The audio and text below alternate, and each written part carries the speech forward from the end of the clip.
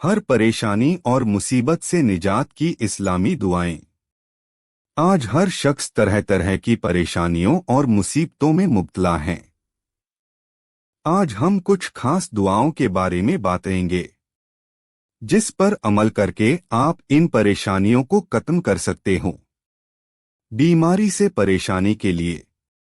اگر آپ کسی بیماری سے پریشان ہیں اور کافی علاج کرانے کے باوجود بیماری جا نہیں رہی ہیں، تو اس عمل کو کرنے سے انشاءاللہ بیماری ختم ہو جائے گی۔ 11 مرتبہ درود شریف پڑھ کر 41 بار سورہ فاتحہ پڑھے، پھر دوبارہ 11 مرتبہ درود شریف پڑھے، پھر اسے پانی پر دم کر کے وہ پانی پئیں۔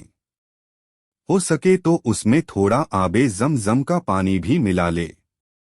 7 دن تک اس کا پانی تھوڑی تھوڑی دیر میں جب بھی پیاس لگے، ایک ایک گھونٹ وہ پانی پیتے رہیں۔